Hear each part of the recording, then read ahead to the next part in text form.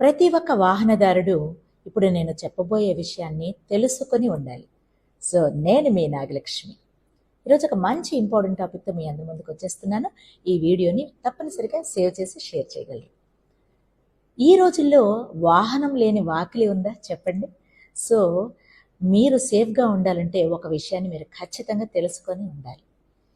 మీ వాహనానికి టైర్ ఉంటుంది కదండి, ఆ టైర్ గరిష్ట వేగ పరిమితి ఎంత అనేది మీకు ఎలా తెలుస్తుంది?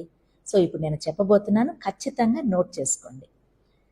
మీకు టైర్ మీద ఒక కోడ్ కనిపిస్తుంది. ఆ కోడ్లో ఒక చివరి అక్షరం ఆ టైర్ యొక్క వేగ పరిమితిని సూచిస్తుంది అనమాట.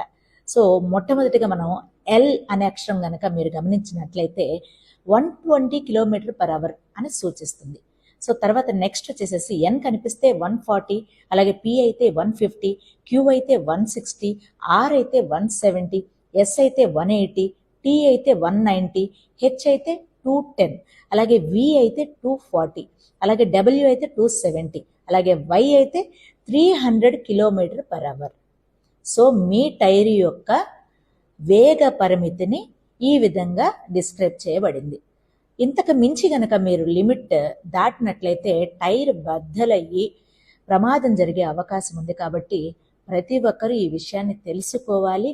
మీరు సేఫ్గా ఉంటూ అదర్ రోడ్ యూజర్స్ కూడా సేఫ్గా ఉంచే బాధ్యత మీ పట్ల ఉంది. కాబట్టి ఇది ప్రతి ఒక్కరూ తెలుసుకొని ఆచరించి పాటించండి.